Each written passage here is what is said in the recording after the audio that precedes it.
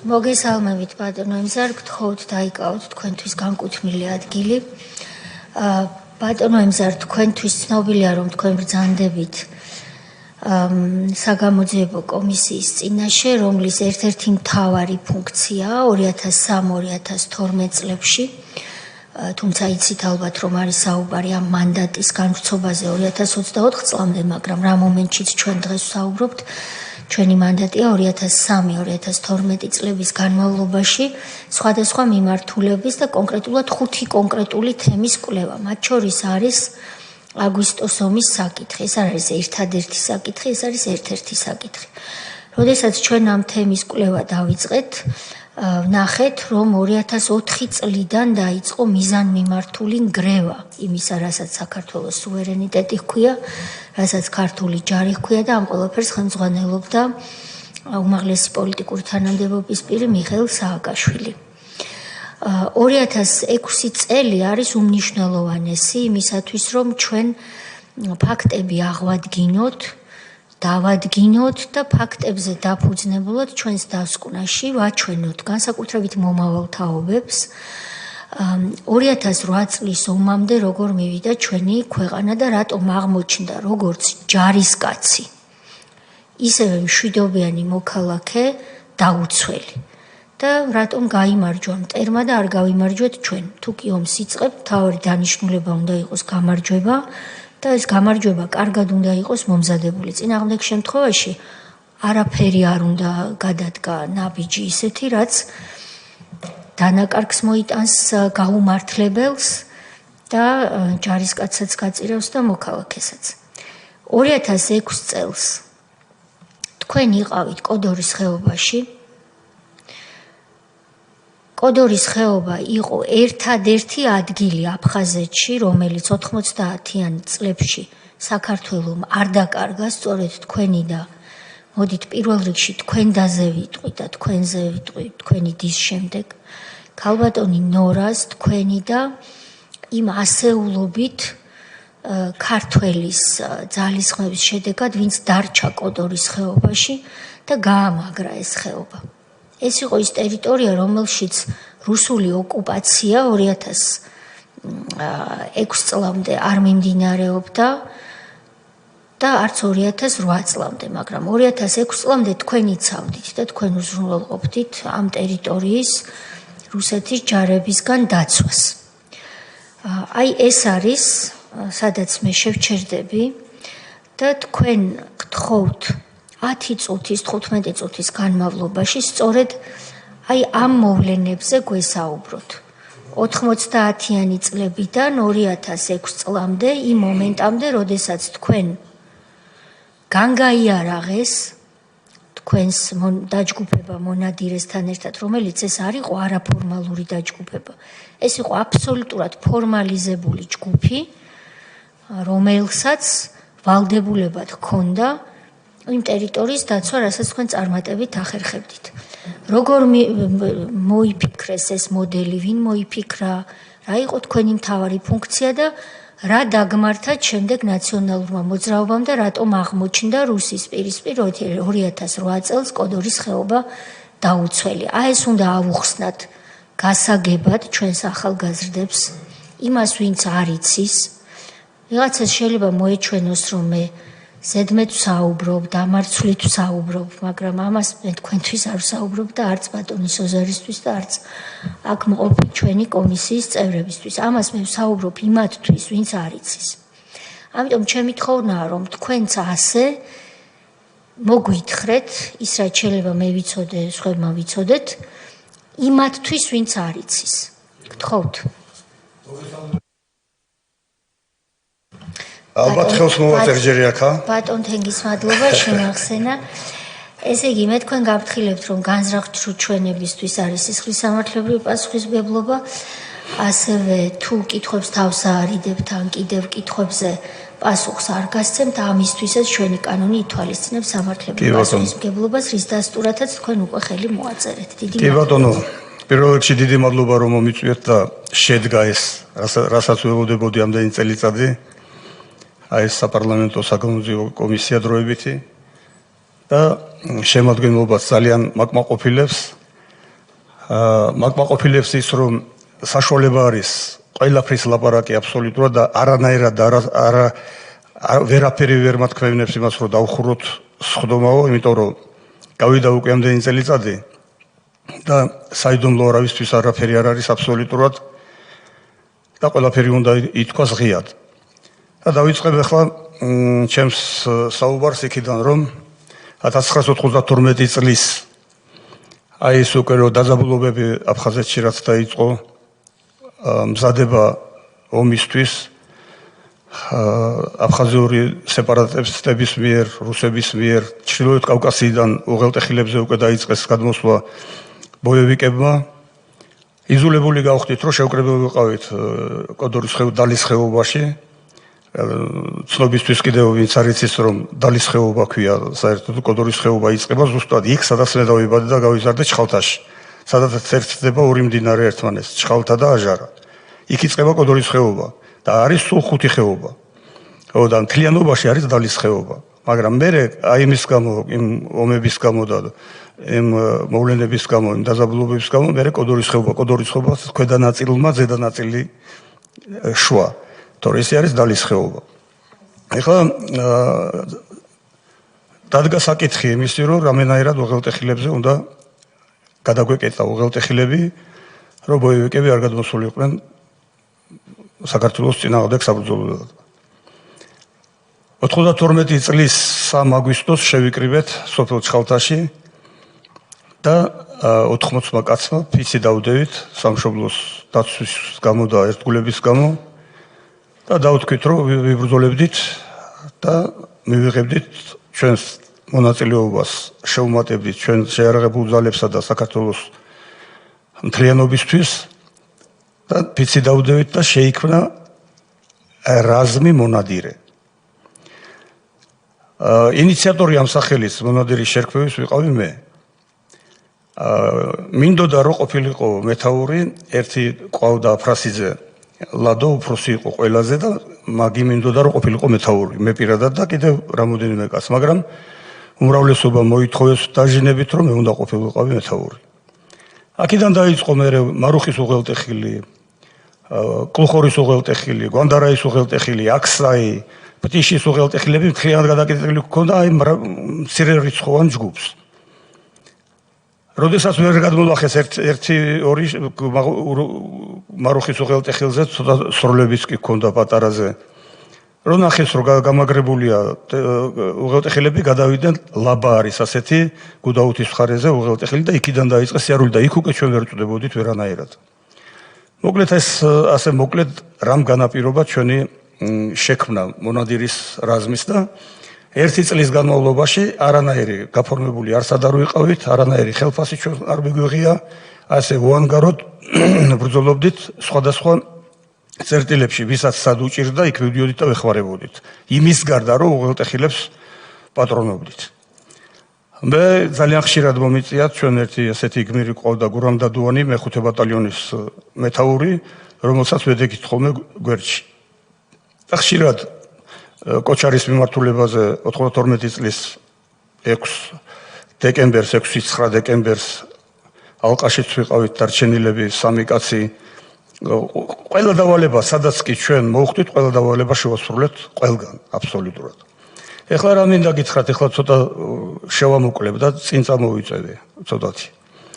93 წელს თუ გახსოვთ, პერემერიას რო იძახდნენ მოლაპარაკებები რო იყო, შეხვედრა იყო ატარა არმიანსკის მხარეზე, ეს არის ოჩამჩირის რაიონი და გურამ დადუანმა მთხოვა წამყევიო.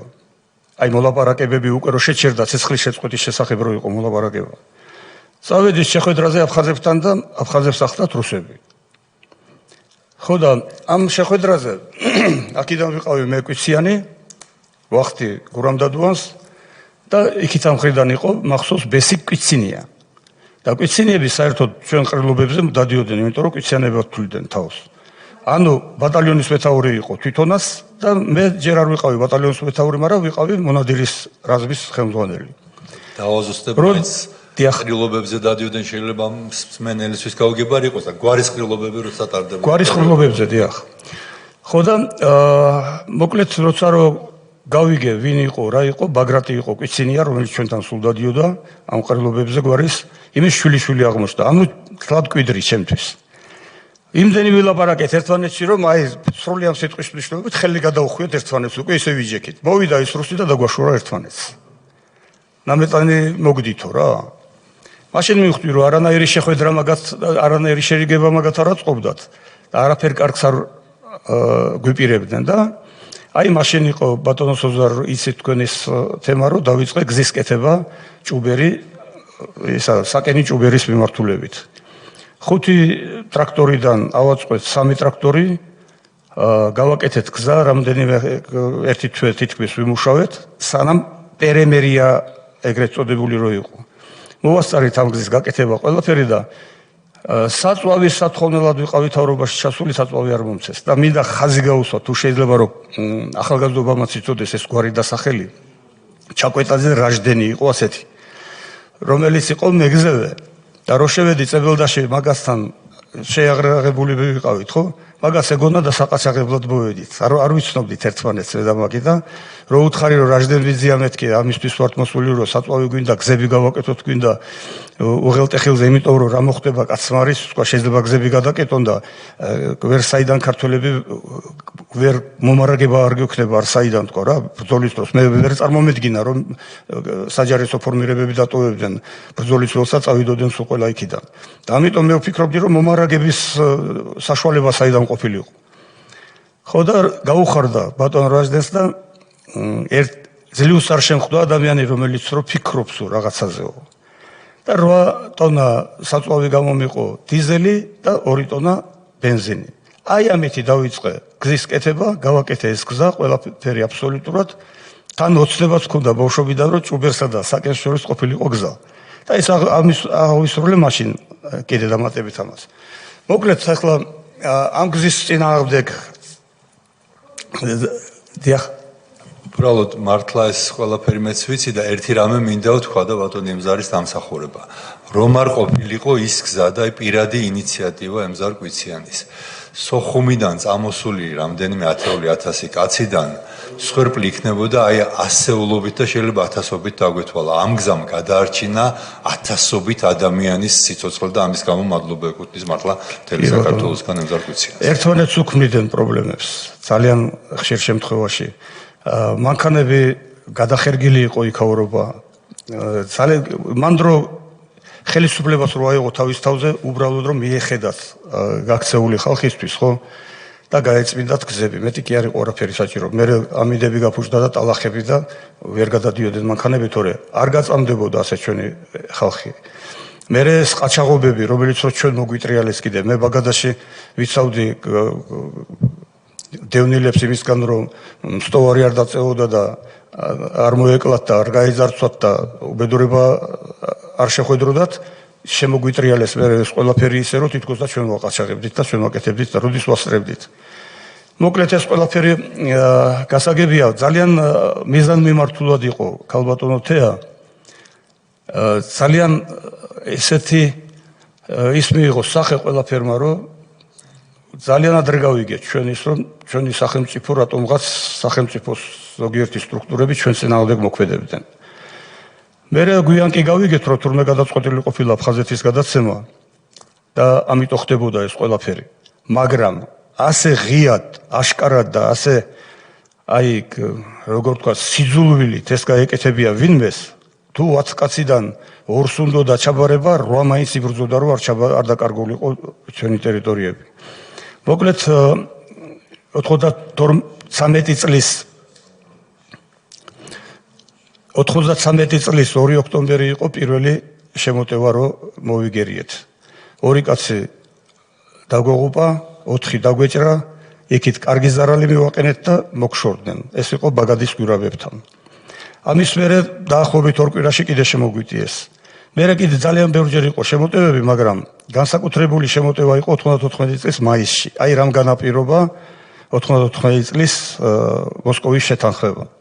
აი იმ ფართომასშტაბიანმა შემოტევამ, სადაც რო შემოვიტყუეთ მოწინააღმდეგე და ძალიან დიდი მსხვერპლი რომ მივაყენეთ, აი ამან განაპირობა ის, რომ მოითხოვეს შეხვედრა. მოსკოვში იყო შეხვედრა და რატომღაც ცდილობენ რომ ორმხრივი დაარქვან იმ ოთხმხრივ შეთანხმებას და ოთხმხრივი რატო იყო? ხელი მოაწერეს ამ შეთანხმებას საქართველომ, რუსეთმა, გაერომ და აფხაზებმა. ეს შეთანხმება იყო 94 წლის 14 მაისი. 94 წლის 30 ივლისს ეხლა უკვე გადმოვხდი შეგნებულად, იმიტომ რომ კი კარგი იქნება რომ ახალგაზრდობამ ყველაფერი ეს გაიგონ დაწვრილებით, რა თქმა უნდა. სკოლებში არ ასწავლიან უახლეს ისტორიას, ინსტიტუტებში არ ასწავლიან და რაღაცა საშუალებით მაინც უნდა გავაგებიოთ, მაგათ რა ხდებოდა საერთოდ ჩვენს ქვეყანაში. 94 წლის 30 ივლისია. წინა დღეს დამებადა ზუსტად ბიჭი, მეორე ბიჭი. და შეხვედრა არის სოფელ ქობჩარაში. წარმოდგენილი არიან აფხაზები, ჩვენ ქართველები, გაერო და რუსები. რუსეთის გენერალის გვარიც მახსოვს, იაკუშევი იყო ასეთი და დაუჯექით სალაპარაკოდ. აფხაზები იყვნენ ძალიან მწყრალად განწყობილი ჩემს მიმართ, რა თქმა უნდა, ისეთი იყვნენ დამუშავებული უკვე მთელი ამ პერიოდში ჩვენს წინააღმდეგ, უშუალოდ ადგილობრივი მოსახლეობის წინააღმდეგ, სვანების წინააღმდეგ, რომ ყველაფერი თუ რამე ცუდი ხდებოდა ომის დროს, იმის გამო, რომ აფხაზები და სვანები ძალიან ახლოს ვიყავით, მთებში ერთად ცხოვრობდით, ერთად ყოველ ზაფხულს ერთად ვატარებდით და რაღაცა ძალიან ახლოს ვიყავით ერთმანეთთან. მაგრად იმუშავეთ სპეცსამსახურებმა, რუსულმაც, აფხაზურმაც და ქართულმაც, რომ ჩვენ გადავეკიდებიათ ერთმანეთზე ძალიან მაგრად. მოსულები იყვნენ აი ძალიან ცუდად რა. რა თქმა უნდა მოგვივიდა შელაპარაკება, ვილაპარაკეთ იმაზე, რომ აი ჩვენ ისეთი ცუდები ვართ ქართველები და ფაქტები მოიყვანეს, რომ სად რა ჩაიდინეს ქართველმა ჯარისკაცებმა, მეომრებმა და გავაჩერე. მეთქი მე ნუ მომაწერთ ნუ რაფერს თქვა და დაუდევი ფაქტები. პირველი 45 კაცი თქვენ რო ავიყვანეთ, აგიყვანეთ აფხაზები გურამ დადუანთან ერთად სხვათა შორის. იარაღი ჩამოვართვით, ხარი დაუკალით, პატივი ვეცით და გამოუშვით სახლში მეთქი. ყველა მხოლოდ მოაღწია თვითონმა მათგანმა. დიახ, ყველა დაბრუნდაო. მეორე 13 კაცი რო ყავდათ ყედაყვანილი, იმათაც პატივი ვეცით, იარაღი ჩამოვართვით, გამოუშვით სახლში. ხო ყველა დაბრუნდა სახსალამათი სახლში. ვინმეს სკიპურტი მოხდა? არა, მადლობელი ვართ. 14 კაციანი ვერტალიოტი 14 კაციანი ლაბახუა იყო მეთაური იქა. ვერტალიოტი ჩამოაგდეს, მაგრამ იქ ჩვენ არ გქონდა ადგილობრივ მოსახლეობას არანაირი კავშირი ჩამოგდებასთან, მაგრამ გაფუჭებული ვერტფრენი დაждდა საკენში და 14 კაცი ტყვეობაში იყო ჩვენთან. ლაბახუა იყო მოადგილე არძამბასი. დაგიბრუნდა სახსალამათი და ვითხოვდით 5 ადამიანს, რომლებიც იყვნენ დაკარგული გაგრაში. ერთი ორი იყვნენ ხეობიდან, დანარჩენები სხვა კიდე. და არც დაგიბრუნებიათ ისინი არაფერი, მაგრამ დამიბრუნეს ოჩამჩირეში ძველ კენთხში ტყვე დაყვანილი ჩემი ბიძაშვილი ელვარდი კვიციანი, რომელსაც არც ყურები ქონდა, არც ცხვირი ქონდა და დაგლეჯილ დაფლეთილი დაჭრილი ყავდათ აყვანილი. იმიტომ რომ ტყვედ ვერ აიყვანდნენ, გათიშული იყო გრანატამეტის იმიდან ნაღმი აუფეთქეს და იქიდან გათიშული იყო, კონტუზია მიიღო და თან დაჭრილი. აიყვანეს და მათ ხელში გაიღვიძა ფაქტიურად. და ნაწამები დამიბრუნეთ მეთქი. გახსოვთ მეთქი ეს ძალიან კარგად და ფაქტები მოუყევი. ნუ ჩამოყარეს ყურები, ხმა ვერ ამოიღეს აბსოლუტურად და მომკიდა ხელი იმან გენერალმა, რუსმა გენერალმა და შეიძლებაო ცოტა ხანს დაგელაპარაკო და გამიყვანა. ჩამომართვა ხელი, ის რაღაც ყოველთვის მეხსოვება რომ ხელი რო ჩამომართვა თითები არ მეყო ხელში, იმიტომ რომ ორი თითი არ ქონდა, ავღანეთში ნამსახურები ყოფილა ის თვითონ გენერალი იაკუშევი. და მეუბნებას ეს სიტყვებს, მე გენერალი იაკუშევიო, გაძლევ პირობასო, რომ არც ერთი გასროლა არ მოხდება, არც შენს წინააღმდეგ და არც შენი ხალხის წინააღმდეგ დღეიდან ამ ხეობაშიო. ოღონდო გითხარი სად დავდგეთო, არ უშვებდით ხეობაში, იმიტომ რომ 94 წლის ხელშეკრულების ფორმატით უნდა შემოსულიყვნენ და საგუშაგოები გაეკეთებიათ თელს ხეობაში. და აქ არ უშვებთ, აფეთქებული გვაქვს გზა იმ კლდეებთან ქვაბჭარის და არ უშვებთ შიგნით. ხო და ახლა მან რადგანაც ეს თქვა, რომ სადაც მეტყვი იქ ჩავდგებიო, ახლა ჩვენთვის არის მისწრება, რომ შუაში ჩადგეს. და ფართომასშტაბიანი შემოტევები იყოს უკვე დაცული ყოფილიყავით. ჩვენს და ისინიც არც მათ შეეშინდებოდათ უკვე აფხაზებს იმისი რომ ჩვენ გადავიდოდის შეტევაზე და არც ჩვენ შეგვეშინდებოდა რომ ისინი ჩვენს მოსახლეობას. მოკლედ ამაზე შევთანხმდით და ეხლა მოკლედ მოვყვები ერთ რაღაცას რომ როდესაც უკვე რო შეთანხმება მოხდა ეს უკვე ჩვენი გამარჯვება უკვე და დაუძახე ბიჭებს გამოიტანეს და გაიშალა სუფრა. ამ სუფრაზე დაუწყე ჩემებს სიმღერა აფხაზური. მინდა მოვყვე მაინც ისტორია ეს ყველაფერი. ამყვრენ ჩემების და გამოგვივიდა ძალიან ლამაზი აფხაზური სიმღერა და აფხაზებმა ფეხზე ადგნენ და ცრემლები მოსდიოდათ. იმ დღეს მოხდა ჩვენი შერიგება. იმ დღის მერე აფხაზებს ჩვენს წინააღმდეგ ნაბიჯი არ გადაუდგიათ. მხოლოდ და მხოლოდ ის იყო რომ სპეცსამსახურები აფხაზების სპეცსამსახურები ჩვენი სპეცსამსახურებში რა თქმა უნდა ჩანერგილი ხალხი იქაც და აქაც და ასევე რუსეთის სპეცსამსახურები თუ რაღაცას მოგვიწყობდნენ კანტიკუნდათ ხანსად თორე არასოდეს მაგათგან არ გვიგზნია რამე ისა ამოდიოდნენ შეხვედრაზე ამოქონდათ პურმარელი თვითონ ჩვენ ვახვედრებით და მთელი ეს წლები აფხაზებსა და ქართველებს შორის იყო მხოლოდ და მხოლოდ ტკბილი საუბარი და ნორმალური ურთიერთობა. რასაც ვერ იტანდნენ თბილისში რატომღაც. ეხლა მოგიყვებით ერთ რაღაცას კიდე. 2001 წელს მომთხოვეს, რომ პარტიზანები უნდა შემოვიდენო ხეობაში. მე უთხარი, არავითარი პარტიზნობა არ შეიძლება. ჩვენ ეხლა რამენაირად უნდა გავიტანოთ დრო, რომ მოძლიერდეს ჩვენი სამშობლო. მოძლიერდეს ჩვენი ქვეყანა იმისთვის, რომ რა თქმა უნდა უკვე იმის მერე რაც რო შევრიგდით აი ასეთი შეხვედრა მოხდა აფხაზებსა და ჩვენ შორის ჭკუაშიც არ გამიულია რომ აფხაზების წინააღმდეგ როდისმე იარაღს ავიღებდი უკვე ხელში ისეთად ურთიერთობა უკვე აფხაზები მეუბნებოდნენ რომ ჩვენ გვინდა თქვენთან მაგრამ თქვენ არ გვიშვებთო გვესწრითო და რა გავაკეთოთ აი მაგალითები იყო ამისი ის რომ როგორც კი რაღაცა დათმებოდა სიტუაცია გავშიატყდებოდა სროლები ანიკით მოიტასებდნენ ვიღაცას, ანაკით თუ ვინმე სახსოვს კოდორში ვინმე აფხაზი გაიტასეს ან ქართველი გაიტასეს, ყოფილა შემთხვევა. ხო და 2001-ში მირეკავს ჩემი ერთ-ერთი აკადემიის მეგობარი, ერთად გვაქვს დამთავრებული ჯონი ტომარაძე, კახეთიდან. უпростоრად მე ურეკავ მაგას, კახეთში მსახურობდა მაგის შინაგანჯარებში და მეუბნები რომ რაღაცა მჭირდებოდა, მოვიკითხე და რაღაცა მჭირდებოდა. შენ იმის გამო რეკავო? რის გამო მეთქი და? რა არის ცეობიო მთელი ამბავია ატეხილიო 500 კაციანი ჯგუფი ჩეჩნების გადაყვანილია, გადასროლილია კოდორის მიმართულებით. აი მაშინ გავიგე ამათი გადაყვანა. გავიქეცი მასთან, თეუზადესთან ეგრევე, მინისტრთან, თავდაცვის მინისტრთან. ნუ მერე დაიწყო ის უკვე ყველაფერი ამბავი, რომ რამენაირად გადაგვერჩინა ქვეყანა ომს. მერე რაც მოხდა, როგორც მოხდა, მაგრამ თავარი იყო რა. მე ახლა რასაც ვიკეთებდა ჩვენი ქვეყნის სპეცსამსახურების ჩანერგილი ხალხი, აი ეს იმას მინდა ხაზი გაუსვა თქვენთვისაც და ჩვენი მომავალთაობისთვისაც და მოსახლეობისთვის. მე იმ დროს ვარ პრეზიდენტის რწმუნებული კოდორის ხეობაში. ვიმყოფები ჩეჩნებთან ერთად. კბილებამდე შეიარაღებული ჩეჩნები. ანუ ისეთნაირად ჰქონდათ ეს ყველაფერი დალაგებული რუსეთის სპეცსამსახურებს, რომ მაინდა-მაინც იმ პერიოდში მოხდა ერთ-ერთი რუსი სიძე, ჩვენი სვანების სიძე და კერძოდ ჩემი ძალიან ახლობელი ოჯახის სიძე, ჩვენთან კოდორის ხეობაში, როდესაც ჩეჩნები იქ შემოვიდნენ.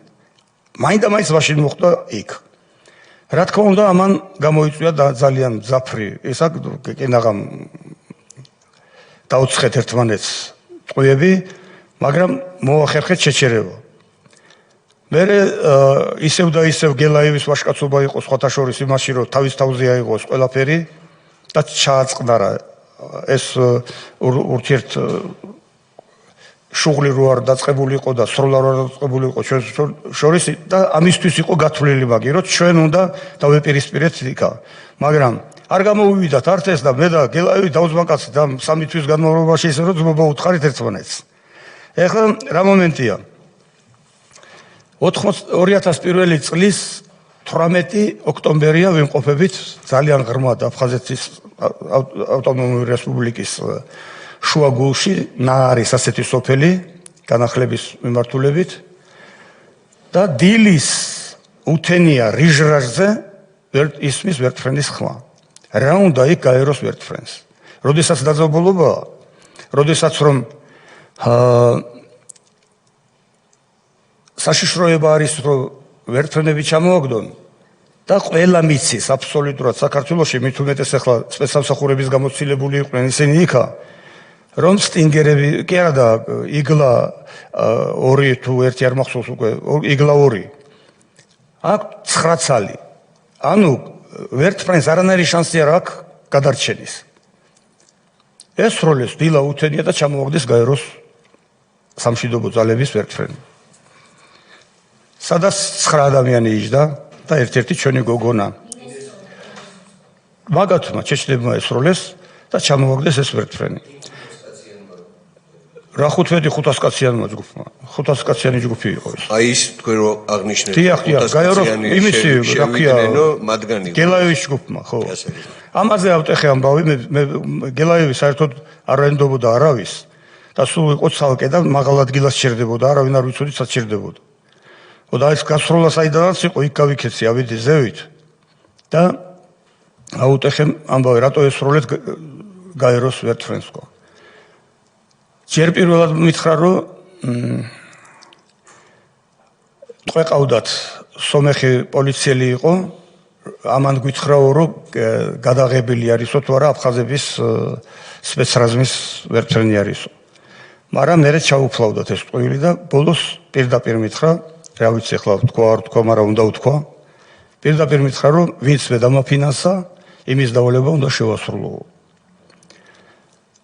ხო და კი მაგრამ შენ წამოხვედი აქით რომ თითქოს და დახმარება გინდოდა საქართველოსი რომ ტერიტორიების დასაბრუნებლად განიცდიდი იმას რომ პირდაპირ მითხრა მე რომ შეცდომა დაუშვითო ჩვენ შეშნებმა როდესაც აფხაზების მხარეზე წავედით ავყევით პროპაგანდასო და საქართველოს წინააღმდეგ ვიბრძოლეთო ამის პერიოდ თქვენო ასეთი საქმე გავიკეთეთო დაჭრილებიო და ესენი მიგვიღეთ და დაგვეხმარეთო რა და ამიტომ მე ჩავთვალეო საჭიროდო რომ დაგხმარებოდიო ესეთი სიტყვები მითხარი და გაეროს ვერტფრენი რატო ჩამოვაგდე თქვა მივაწექი მეც მაგრამ იმიტომ რომ ძალიან მეწყინა აი ჩემი ქვეყნის საწინააღმდეგო ჩადენილი საქციელი მოკლედ მითხრა რომ ვინც დამაფინანსაო და ეხლა არ ვიცი დღეს ეხლა რამდენად ჟღერს ეს და პოპულარულად ჟღერს მაგრამ პირდაპირ ასე მითხრა მაგან და თანამომსწრეებიც არიან დღეს ხვეწვა დიდხანს მიმყოფოს ის ბიჭები ვინც ვახდენ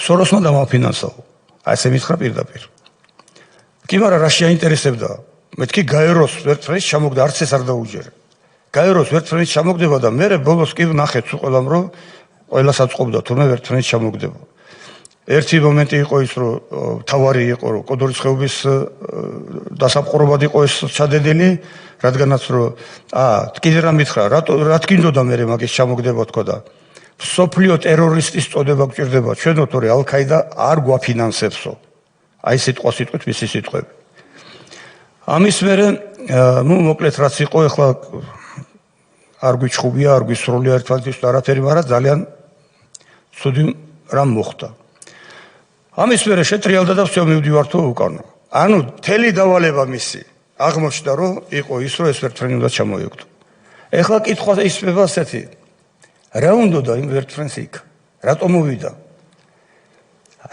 რას აკონტროლებდნენ როდესაც რომ ბოევიკების ამხელა ჯგუფი იმ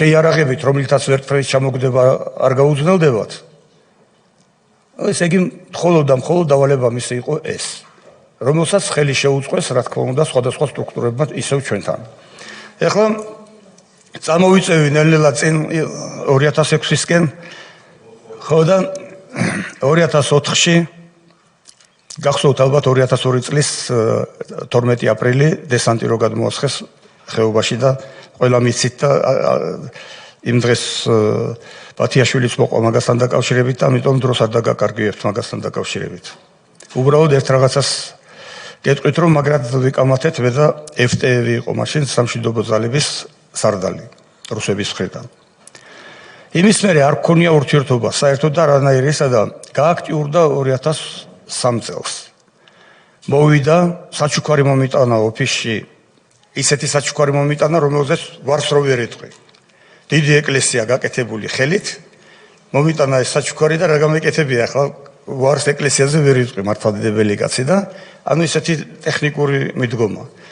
მივიღე ესა და მე რამე ჩუქნა და ის მქონდა, ჭიხვის რქები მქონდა ოფისში მე და მასე კარადაზე.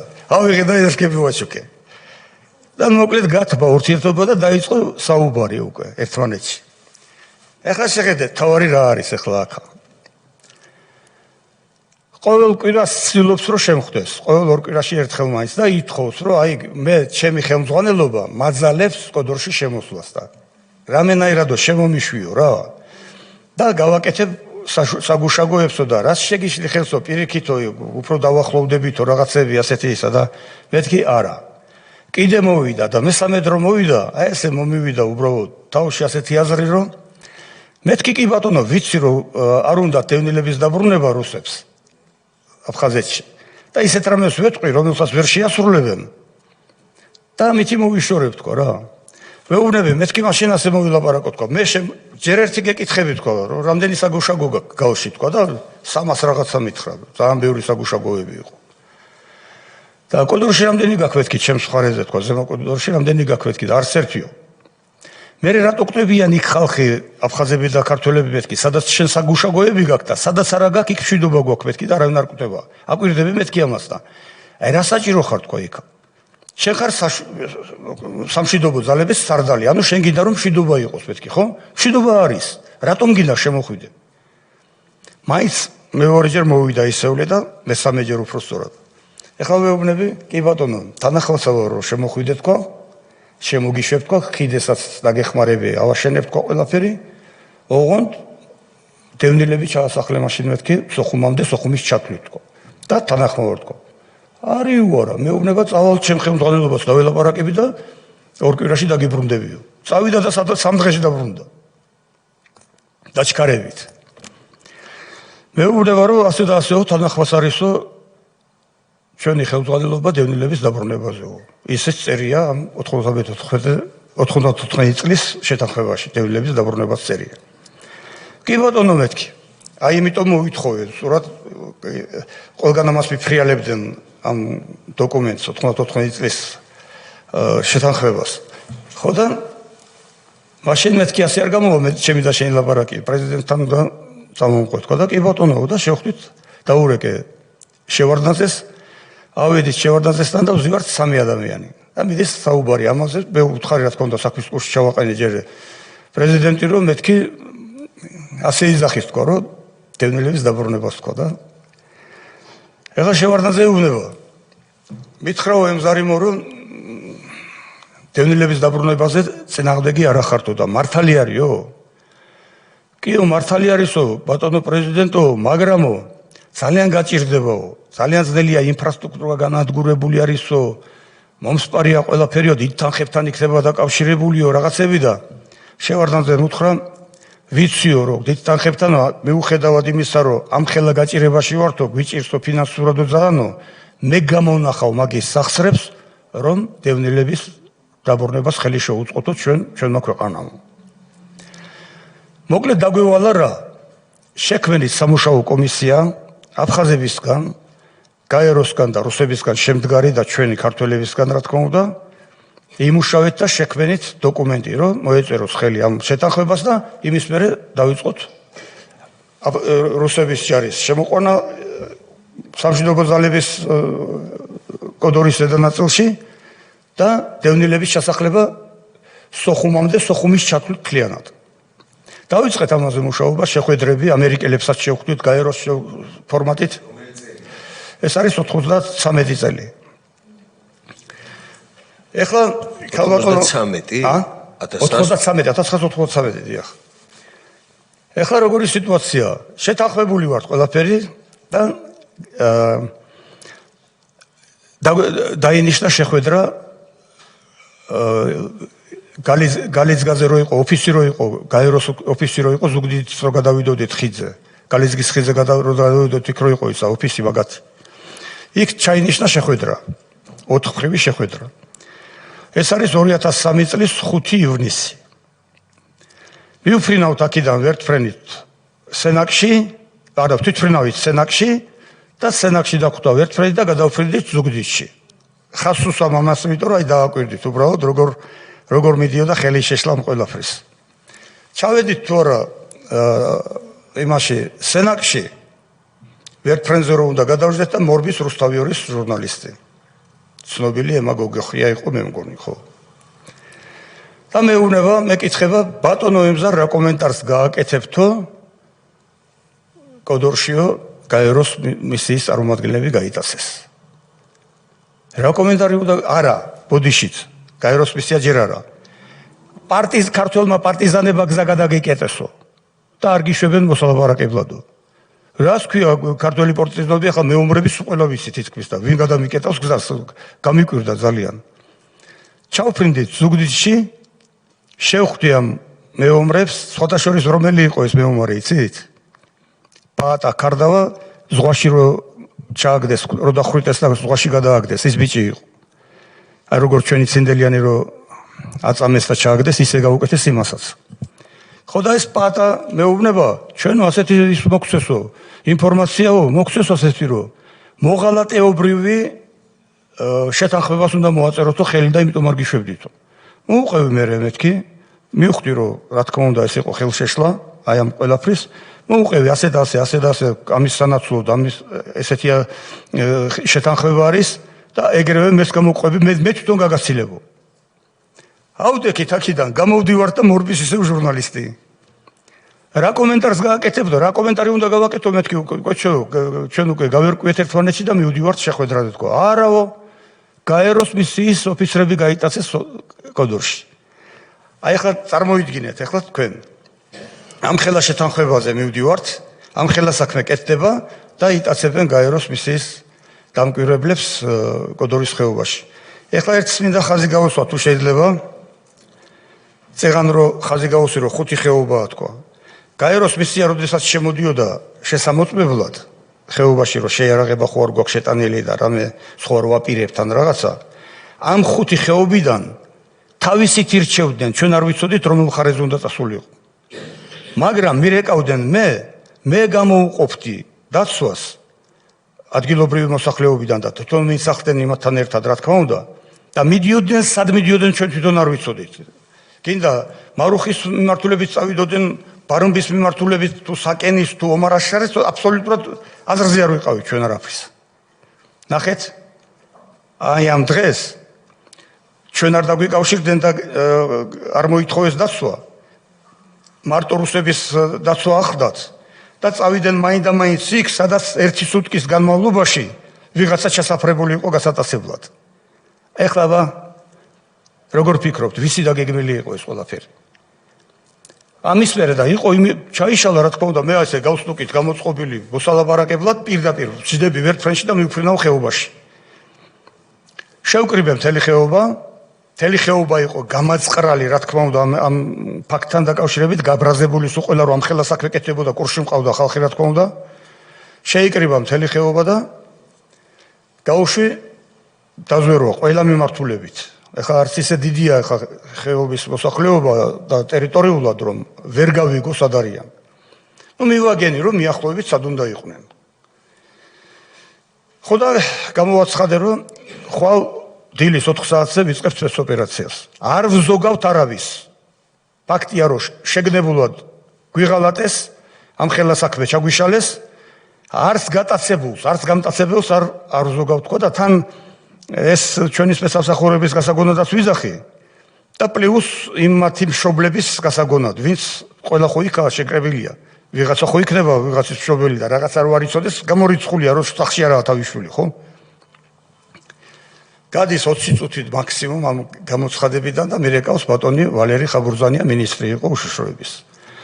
ბატონო ემზარო, ეხლა მოვისმინეო რომ ისო სპეცოპერაციას აპირებოდა არ ქნა შენი ჭირიმეო, რატომ ეთქიდა? იმიტომ რომ გაეროს მისიის ოფიცრებს რამე რომ მოუვიდეთო, ასულია ჩვენი საქმეო რა, აი ძალიან ცუდად იქნება ჩვენი საქმეო. მეთქი მაშინ როგორც გაატაცებია შენმა სამსახურმა თქვა, ისე დააბრუნონ უკან პირდაპირ ტელეფონში ველაპარაკები მაგას. აუ რას ამბობო ბატონო ემზარო, როგორ გეკადრებაო და გამიჩიშა ტელეფონი. გადის 10 წუთი და მირეკავს ჯემალი გახოკიძე. მაშინ უშიშროების საბჭოს მდივანი იყო, მე მგონი თუ მოადგილე არ მახსოვს უბრალოდ, მაგრამ მე მგონი მდივანი მოვალეობას ასრულებდა. და იგივეს მეუბნება, არ გააკეთო, თორე იმათ რო რამე მოუვიდეთ და მაშინ მეთქი როგორც გაატაცებიეს თქვა. სამსახურებმა თქვა, ისე დააბრუნო უკან მეთქი. დაახლოებით 2 დღეა თუ 3 არ მახსოვს, არავინ ჩამიჩუმი არ ისმის, არავით არის აი ფულის გამო გატაცება და რამე არავის არ უთქვია ჯერ არაფერი. და 2 საათში გამოჩნდა შუამოვალი და არ დამემალია მაშინ ეს ნათქვამი მქონდა, ტარიელონიანს დაურეკა ვიღაცამ, ტარიელონიანმა დარეკა ჩვენთან, რომ შუამოვალები გამოჩნდნო და ფულს ითხოვენო. ნუ ახლა თავარია გამოჩნდნენ და ახლა ხო ვიცი რომ რატო გამოჩნდნენ. რა უკვე ყავს ვადგი ვარ. ნუ მოკლედ როგორც თქვენ შევიათ გაბატონო თეა ხუმრობასაც გაურევხავე. ზივართ ვედაკობა კოპოლაძე ტყეში. ველოდებით რომ უნდა გამოიყვანონ ისა უნდა გამოვიდნენ სალაპარაკოდ შუამოვლები. თბილისიდან ჩამოსული შუამოვლები. ხო და რეკავს ტელეფონი. ვალერი ხაბურძანია. მეუბნება ისა როგორ ასაქვია ბარაშვებით და აგერ ველოდებით მეთქი შუამოვლები უნდა მოვიდნენ თქვა და ზივართ ვედაკობა და ველოდებით თქვა და ასე მოიცემდა რომ შევარდნაძე რეკავსო. ხო და არ გამიწიშოოდა, რო არ გავთიშე ის ვეჩეთი ელაპარაკება და მესმის ხმა.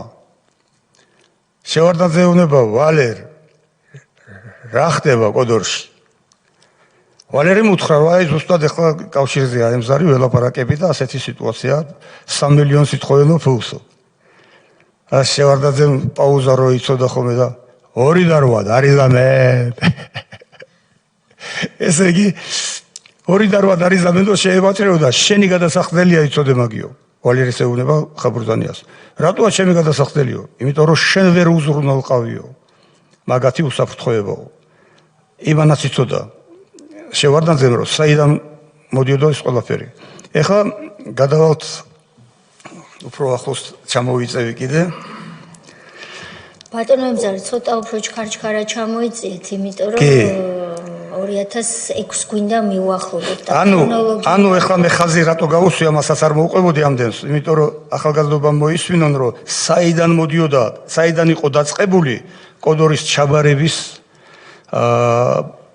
ჩაბარებისთვის ბრძოლა ჩვენს წინააღმდეგ. კი ბატონო, მე ეს ჭორები სპეციალური ჭორები რო ვრცელდებოდა რომ ჩვენ ვაყაჩაღებდით და ჩემი ხალხი აყაჩაღებდა ხეობას. მე იყო ეს ცუდი ძალიან ცუდი საქციელი ჩვენი ხელისუფლებიდან რომ მონადირე ბატალიონი გადაიყვანეს შინაგანჯარის დაქვემდებარებაში, პოლიციის დაქვემდებარებაში და რატომღაც რუსეთს ეს აწყობდა, რომ პოლიცია ყოფილიყო. ამის მერე წარმოიდგინეთ ახლა მაშინაც თქვი შეხვედრაზე და ახლაც ვიტყვი რომ ქალაქში თავდაცვის სამინისტროში თან დაქვემდებარებული მეომრები თუნდაც თბილისში, თუნდაც ზუგდიდში, თუნდაც ბათუმში, სადმე სხვა კუთხეებში თქვა ყველა თანახმას იქნება რომ შინაგანჯარში გაწევრიანდეს თქვა ასე იყვნენ იქაც ბიჭები რომლებიც ომობდნენ რომლებმაც სისხლი დაღვარეს და კოდორის შემონარჩუნებიეს ჩემთან ერთად თავი გაწირეს ისინი დარჩნენ უხელფასოდ და მართლაც უღელტეხილზე შემჩნეული ვინც იყო ყაჩაღობაში ისინი შემომიყვანეს და დამისვეს ხელფასებზე მე უთხარი რომ ამას მოყვება ცუდი ამბავი ისინი ვერ აიტანენ ამას რომ ისინი ხელფასებში არიან ესენი უხელფასოდ არიან და ნუ იზამთ ამას თარგამაზეს ველაპარაკებოდი სხვათა შორის პირდაპირ უთხარი ეს და იმის გამო რომ ეს მე ახდა ასე გინდა თუ არა მე არა ვარ უკვე საქართველოში წავედი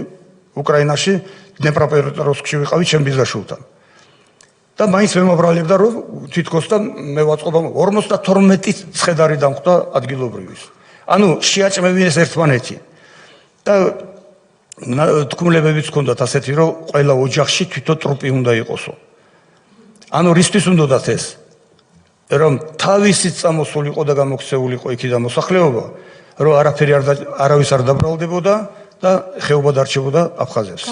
ეხლა 2006 წელი. დიახ თუ შეიძლება. მოკლედ 2004 წელს კი ისიც რომ ბატალიონი მონადირე გააუქმეს მე არა ვარ ბატალიონის მეთაური მაშინ მე ვარ მიმართულება კოდორის ხეობის სარდალი რომელიც რომ მიმართულება შექმნა დავით თევზაძე 98-ში მე მაგზავნი სასწავლებლად უკრაინაში ვამთავრები აკადემიას და 2000 წელს კიდე გატაცება მოხდა. მაშინ სპეციალური რეისით ჩამომიყვანეს და იქაც დავაგვირგვინეთ იმით, რომ დავაბრუნეთ მცევლები და ერთი თეთრი არავის არაფერში არ გადაუხდია, რო ჭორებს გივრცელებდნენ, მტკიციანმა მილიონი აიღო. 2006 წელს რა ხდება? ოდა, ეხლა 2006 წელს 2004 წლიდან 6 წლამდე ვიმყოფები თბილისში. დიახ. არსად კოდორში მინდოდა წასვლა სააღდგომოდ მამაჩემის საფლავზე და გამოვარდებოდნენ და მეუბნებოდნენ რომ არ წახვიდე, არ შეიძლება შენი იქ წასვლა. ანუ ჩამიკეტეს კოდორში ხალხთან მისასვლელი გზა იმის გამო, რომ თურმე აწყობენ თავიანთ საქმეს იქ. ეხლა 2006 წელს გარდამეცვალა დედა. და თან მიდის ჭორები იმისი, რომ ორფოლოს პოლიგონზე ყავს გადაყვანილი ოქრუაშვილს მთელი შეიარაღებული ძალები სწავლებაზე, თავდაცვის სამინისტროსი. და ყველა მაგას მეუბნება, რომ კოდორში აპირებდნენ წასვლას. მე ვუთხარი, რა უნდა კოდორში გას? ეს იძახის, რომ ცხინვალში უნდა ვიყო ახალწელსო და კოდორში რა უნდა თქვა? ასე ვერ დაგსაქსავს ჯარებს, ვერ ვიჯერებთ.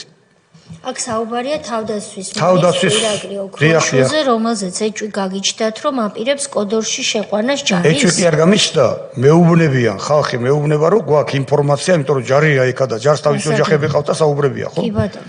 რომ კოდორში აპირებენ შემოსვლას, მე ვერ ვიჯერებ, იმიტომ რომ ეს განცხადებებს აკეთებს ცხინვალზე. ცხინვალის მიმართ. და მე ვფიქრობ, ანუ პირადად ახლა გამოვიდა ერთი ესეთი მანიოური მაგას ჩემს წინააღმდეგ, რომ მე დავიჯერე, რომ ცხინვალში აპირებს და არა კოდორში. მაგრამ რაც უფრო დრო მივიდა, უფრო ახლოს ივლისთან, უფრო დამაჯერებლად ჟღერდა ეს ყველაფერი და შევედის პატრიარქთან, ჩვენს უწმინდესთან და ვეუბნები პატრიარქს, რომ ჯერ პირველი მინდოდა კურთხევა დედაჩემის სასაფლავება მინდოდა იქ, სადაც რომ ავაშენეთ ეკლესია ჩვენ საძმომ და სამეგობრომ. და არ მირჩია და მოკლედ კურთხევა მოცა, სადაც უნდა დამესაფლავებია დედაჩემი და მეორე უთხარი ეს. თქვენო უწმინდესობა მეთქი აპირებს ოქრუაშვილი და დღევანდელი ხელისუფლება კოდორის ხეობაში შემოყვანას თავდაცვის ძალების თქვა, რომელიც აუცილებლად გამოიწვევს კონფლიქტს.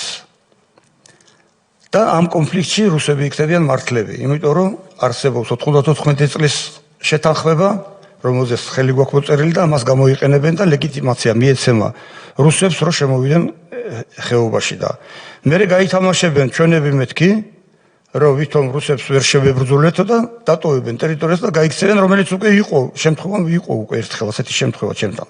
როგორ გამექცნენ ყველა იქიდან, იმიტომ რომ დაგვეტოვებია იქაურობა. ეს იმ ფაქტებიდან გამომდინარე ხვდებოდი მაგას, თორე წინა გრძნობებზე კი არ იყო ეს აწყობილი. ფაქტებზე იყო ყველაფერი. ხო და სხვადასხვის გამორჩა და თუ შეიძლება დავამატებ, რომ 2004 წელს, როდესაც გუბერნია გააუქმა ალასანიამ, უმაღლეს საბჭოს თავმჯდომარე იყო თუ უზენაესი საბჭოს თავმჯდომარე. მაშინ უთხარი მე, რომ ბიჭო, მე არ გაწყობ ვართ, გასაგებია, იმიტომ რომ ვარდების რევოლუციაზე წინააღმდეგი წავედი. არ გაწყობთ ჩემი თავი? ნუ გააუქმებთ, კაცო. ვინც თქვენ გაწყობთ, ვიცი რომ ბევრ ხალხთან გაქვთ კავშირი. ვინც თქვენ გაწყობთ, ის დანიშნეთ, თქვა. თუ გინდათ აქედან შეიყვანეთ, მაგრამ გუბერნიას ნუ გააუქმებთ, იმიტომ რომ ადგილობრივი მოსახლეობა ბოლომდე იბრძოლებს ხეობის შესანარჩუნებლად და ხალხი, რომლებმაც რო გაგრა თავისუფლად დატოვეს, სოხუმი თავისუფლად დატოვეს, ოჩამჭირე დატოვეს, გალი ტყვის გაუსროლებლად დატოვეს. მეთქი კოდორის გულისთვის არ იბრძოლებენ ისინი და შენი ჭირი მე რა, ნუ იზა მამას თქო. არაო, მე უნდა მივხედო, მე ვარო იქაური უფროსი აფხაზეთისო და მე უნდა მივხედო ამ ყველაფერსო. ირაკლი, რო შენ რო არ იქნები, მაშინ ვინ მიხედავს თქო, ან დაგაწინაურეს, ან რაღაცა მოხდა, ხო? ადამიანები ვართ. მე პირდაპირ ხაზგასმით ვითხრა, მე ირაკლი ალასანია ვიქნები პასუხისმგებელიო. დღემდე ვერ ვნახე ეს პასუხისმგებლობა. მოკლედ, ახლა 2006 წელია და დავასაფლავეთ დედაჩემი და 14 რიცხვია უკვე გადავწყვიტე ხეობაში